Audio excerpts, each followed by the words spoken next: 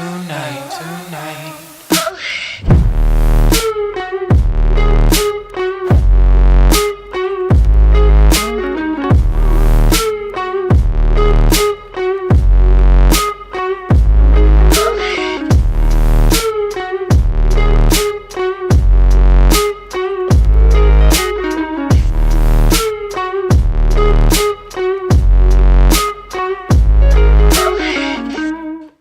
iPhone XS Max, in poche parole.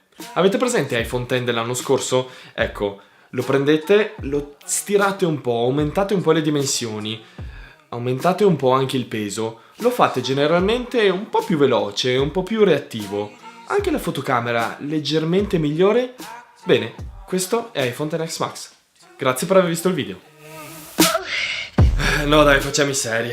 Spieghiamo come va sto telefono. Ma vuoi che vada un telefono da 1400 euro? Come chiedere a una persona che per strada ha una Ferrari e dirgli: ehi, come va la tua macchina? Come vuoi che vada? È una Ferrari?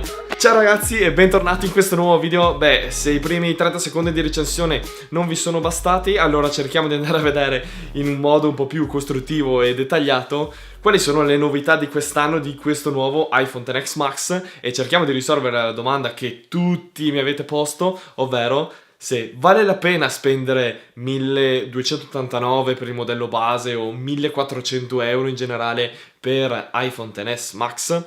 Bene, partiamo innanzitutto dal design. Questa è la versione S, quindi sappiamo che quando Apple fa la versione F è una nuova versione, la versione F. Sappiamo che con la versione S il design in genere non cambia, infatti quest'anno rimane uguale, però ha introdotto anche la versione Max che qui vediamo. Design in quasi tutto e per tutto uguale a quello dell'anno scorso, a parte le dimensioni della fotocamera che con alcune cover, alcuni utenti hanno segnalato dei problemi che non vanno più bene, probabilmente perché non è proprio uguale al millimetro, e nella parte bassa, dove ovviamente non c'è il jack come ormai siamo abituati negli iPhone da 3.5 mm, ma quest'anno nemmeno la griglia per lo speaker e per il microfono è simmetrica. A sinistra abbiamo un'antenna in più, quindi dovrebbe prendere leggermente meglio, però i fori non sono più asimmetrici. Vabbè, i più schizzignosi se ne faranno una ragione. La novità di quest'anno, di questo nuovo iPhone XS Max, è sicuramente il display più grande, che arriva in questa versione da ben 6.5 pollici.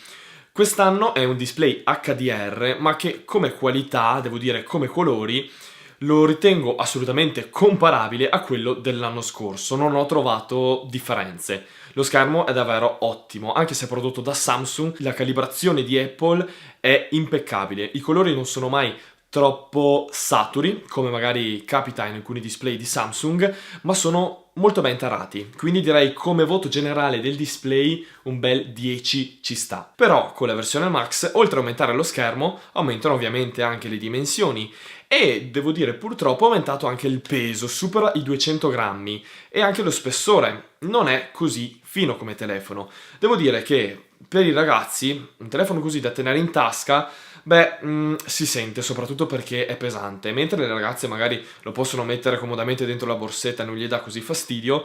Se noi ci andiamo a mettere anche una cover protettiva, che è abbastanza obbligatorio su un telefono di questo prezzo, devo dire che le dimensioni cominciano a diventare davvero importanti. Comunque i contenuti multimediali sono davvero una figata da gustare su questo smartphone. Per il display, prima di tutto, anche se quando ingrandiamo ovviamente un video abbiamo la famosa notch nella sinistra, ma che dopo pochissimo tempo che lo utilizzerete vedrete non ne farete più caso, tranne quando guardate i video in orizzontale, ok? Ma la cosa bella è che da quest'anno non solo gli speaker sono stereo, ma anche l'audio registrato è stereo. Questo significa che anche l'audio registrato divide in canale destro e in canale sinistro. E a quanto ne so è il primo telefono a fare una cosa del genere. E devo dire che, la differenza si sente, la qualità è notevole, direi anche come audio registrato, come qualità al di sopra di tutti gli altri telefoni che abbia mai provato. Ma parliamo un po' di una delle cose più importanti, ovvero del sistema operativo, di come gira questo iOS 12 su questi nuovi iPhone.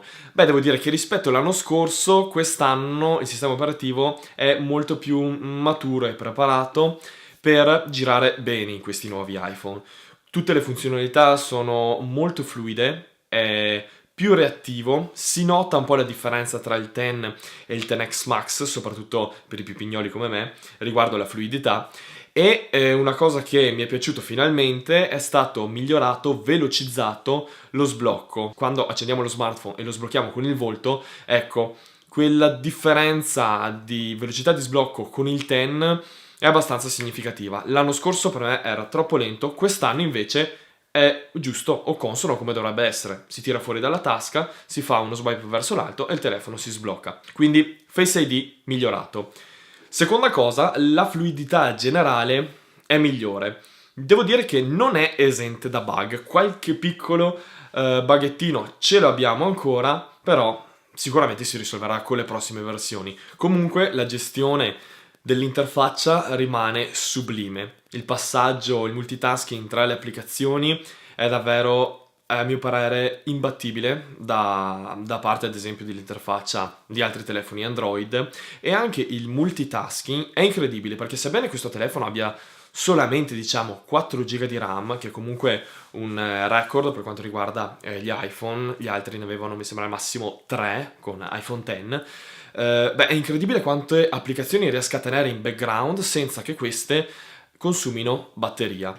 E quindi se sono in background li possiamo riaprire in un attimo, è veramente velocissimo. Inoltre una delle novità principali di quest'anno di iOS è la funzione shortcuts, ovvero scorciatoie, con la quale noi possiamo dare dei comandi vocali a Siri e Siri eseguirà una sequenza di azioni da noi preimpostate. Vi faccio un esempio.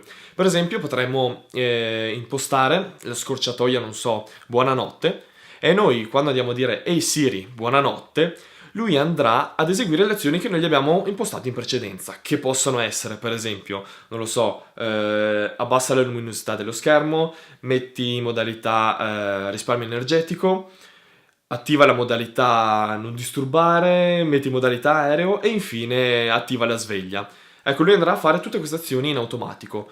Ovviamente questo genere di cose può essere interessante anche per essere applicato nel campo della domotica, perché se noi abbiamo collegato a casa il termostato, le tapparelle, le porte, l'allarme, ecco che l'allarme non so se rientra tra gli oggetti di domotica che sono possibili controllare dall'iPhone, però è diciamo, un'impronta verso applicazioni future che potrebbero essere interessanti per quanto riguarda soprattutto, secondo me, il lato della domotica. Ma c'è un lato dolente veramente quest'anno che non mi aspettavo assolutamente. Gli altri anni eravamo abituati che la versione più grande degli iPhone, la vecchia versione Plus, avesse uno schermo sì più grande e potesse mostrare più contenuti rispetto alla versione più piccola degli iPhone. Bene, quest'anno purtroppo mi sono accorto che non è così, ovvero mettendo a fianco un iPhone XS Max e un iPhone XS, oppure un iPhone X, bene, questi tre telefoni mostreranno tutti e tre la stessa quantità di informazioni. Questo perché su iPhone XS Max tutta la grafica, diciamo, è ingrandita, quindi non mostra più cose, ma mostra tutto solamente più grande. Ecco, questa cosa sinceramente mi ha dispiaciuto, soprattutto pensando ad Apple, che in genere è un'azienda che tende ad ottimizzare tutto quanto, anche l'interfaccia. Ma non vi ho ancora parlato della fotocamera. Quest'anno la fotocamera, devo dire che mi ha sorpreso, tanto che ho deciso di farci un video completamente dedicato che vi lascio qui nelle schede. Per riassumervelo un po', cos'è cambiato dall'anno scorso? Uno, il sensore è il 30% più grande. Secondo, lo Smart HDR, riassumiamolo così.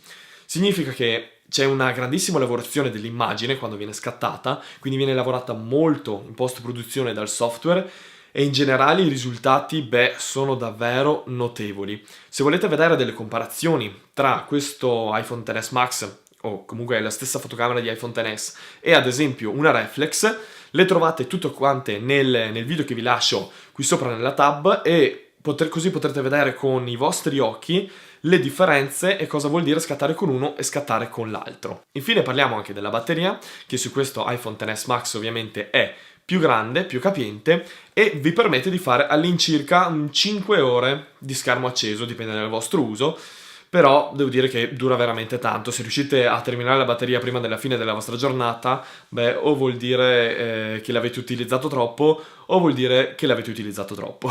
Quindi come batteria assolutamente promossa. Ma tornando alla domanda iniziale, ovvero vale la pena spendere 1300-1400 euro per un telefono del genere? Beh, ormai ragazzi lo sapete, con 400-500 euro abbiamo smartphone che fanno il 90% delle cose che fa questo telefono.